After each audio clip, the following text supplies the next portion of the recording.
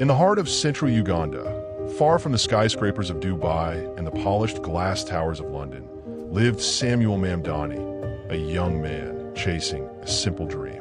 He wanted stability, a steady paycheck, a chance to lift his mother and younger siblings out of poverty. When the recruiters came to his town, they spoke in the language of hope. They promised him a life-changing opportunity, a hotel job in Dubai, arranged by a London-based employment agency. The salary printed on the contract was more than he could ever imagine earning at home. What Samuel did not know was that this document, stamped, signed, and delivered with an air of authority, was nothing more than a ticket into one of the darkest trafficking networks in the world. This is his story, a story of false promises, hidden abuse, and a system designed to exploit those who dare to dream. The agency called itself UK Job International, with an office address in London and recruiters scattered across East Africa.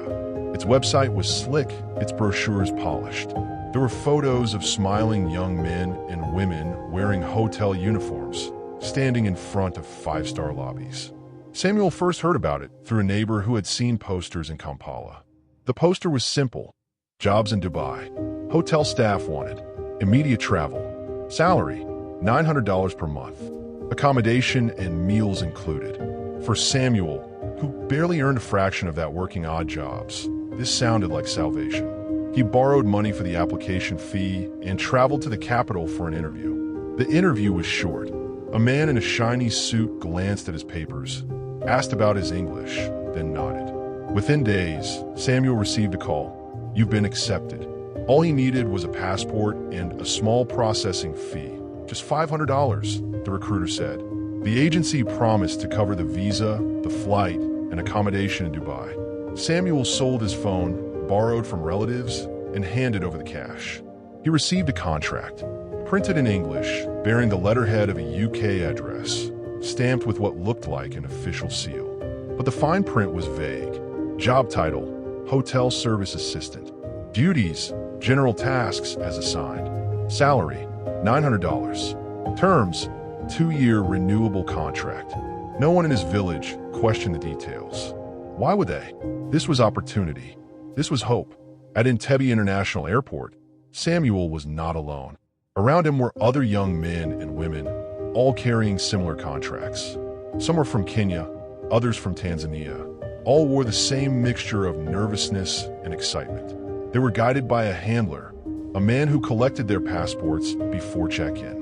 He assured them this was standard procedure. "We will give them back when you arrive," he said. It was Samuel's first flight. The thrill of takeoff, the hum of the engines, the idea of leaving Uganda for the first time, it all masked the unease. He told himself this was the beginning of a new life. When the plane touched down in Dubai, the recruits followed their handler through immigration. They were ushered into a sideline, their passports stamped in bulk, and then returned briefly. But once they exited the airport doors, the handler collected the documents again. "Just for safekeeping," he said. That was the last time Samuel held his own passport for many months. Dubai was overwhelming. Neon lights, glittering malls, the towering Burj Khalifa piercing the sky. But Samuel and his group did not see the luxury for long. They were loaded into a van and driven past the glamorous districts, deep into an industrial zone on the city's edge.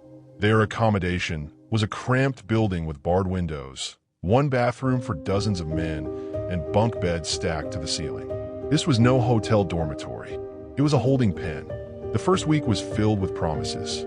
"Your training starts soon," the overseer said. "For now, rest. You'll be placed in your hotel jobs any day now." But no training came. Instead, days turned into weeks.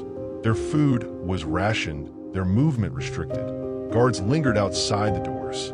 Anyone who asked too many questions was shouted down, sometimes beaten. When Samuel asked for his contract, the overseers waved him off.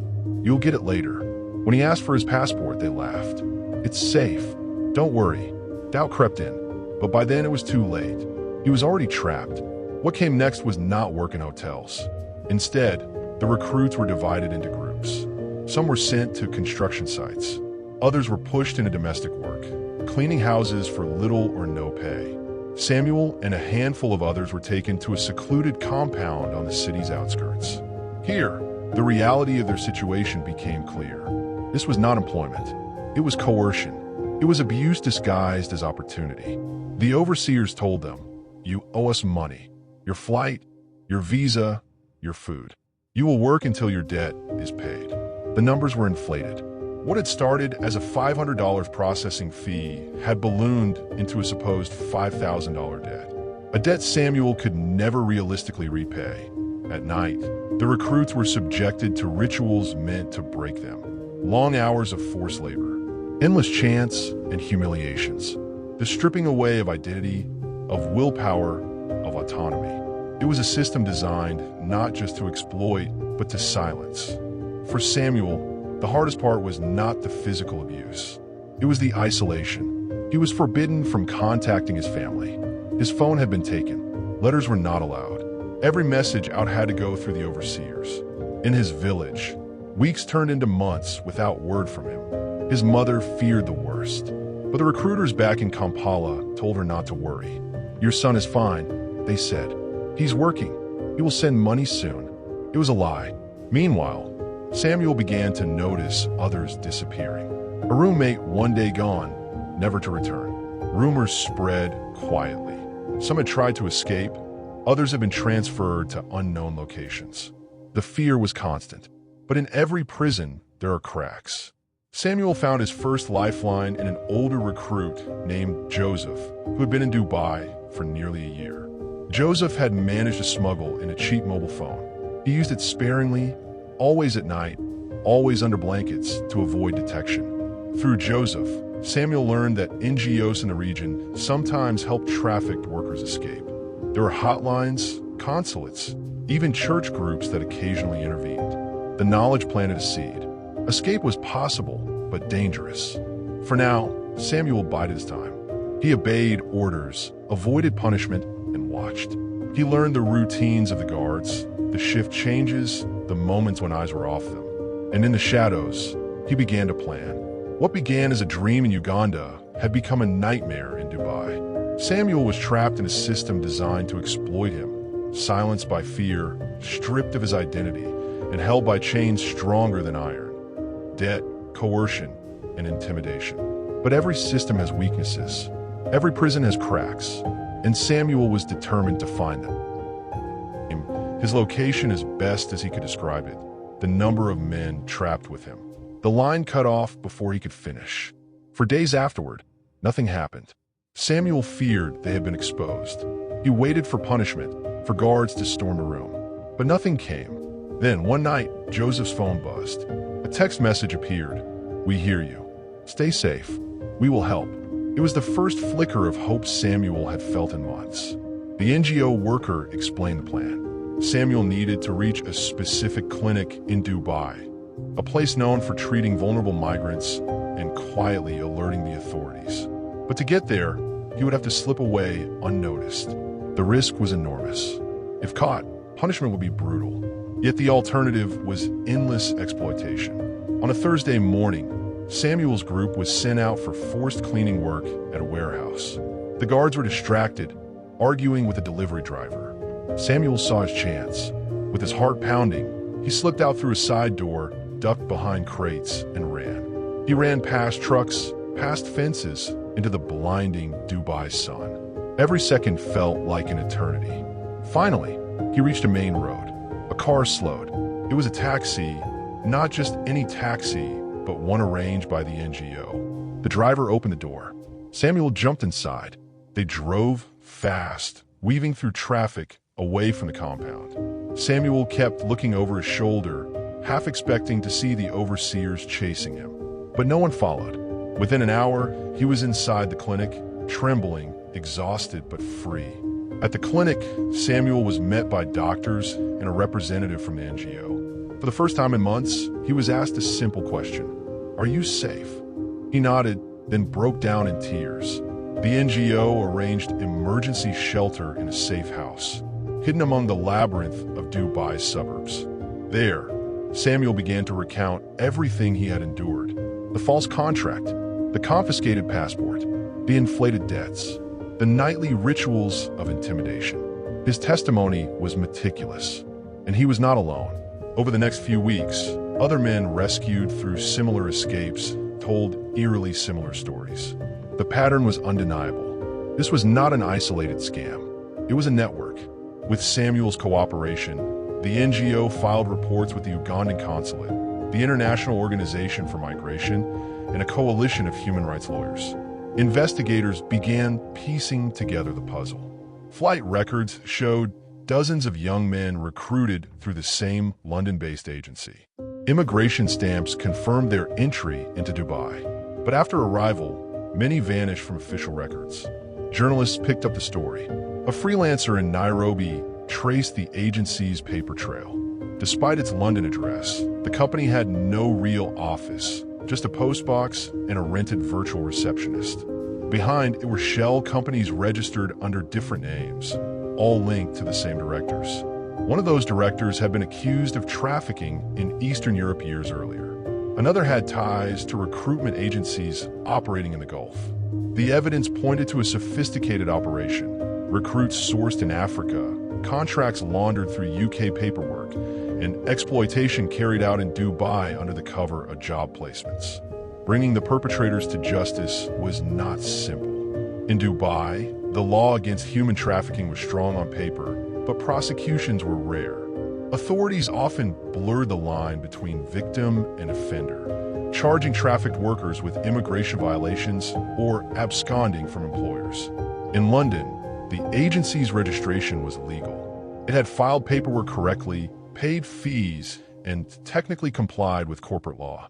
Proving its involvement in trafficking would require evidence of intent. Meanwhile, back in Uganda, recruiters continued to advertise jobs. Desperate young people kept signing up. For Samuel, this was infuriating. He had escaped, but the machine kept running. It was the press that finally shifted momentum. A major international newspaper published an exposé titled, "From Kampala to Dubai: The Recruitment Scam Feeding Human Trafficking." Samuel's story was central. His name was changed for safety, but his testimony painted a vivid picture of abuse. The article spread quickly. NGOs amplified it. Activists demanded accountability, and members of parliament in Uganda raised questions. The UK authorities announced a review of the agency. Dubai's government, under international pressure, promised to investigate compounds used to house foreign workers. For the first time, the network was on the defensive. Samuel's own journey was far from over. After weeks in the safe house, the NGO secured him temporary travel papers. He was flown back to Uganda, where his family embraced him with tears of relief. But returning home did not erase the scars. Samuel carried trauma, nightmares, and the weight of lost time. Counseling sessions helped, but reintegration was hard. Some neighbors whispered. Others asked why he had failed to make it in Dubai. Still, Samuel chose not to stay silent. He began speaking to youth groups about recruitment scams. He worked with local NGOs to raise awareness about trafficking. His story, once one of silence, became one of warning. Samuel's case was not unique. Across Africa, South Asia, and beyond, thousands are lured each year by fraudulent recruitment agencies. The promise is always the same: good pay, safe housing, legal contracts. The reality is exploitation. Investigations show that traffickers often use debt bondage, confiscation of passports, and intimidation rituals to maintain control. Victims are forced into construction, domestic labor, and in some cases into darker forms of abuse. The system thrives on three weaknesses: poverty in source countries, loopholes in recruitment laws, and the complicity, or silence, of destination states. In the end, Samuel's testimony helped expose a network, but the fight is far from over.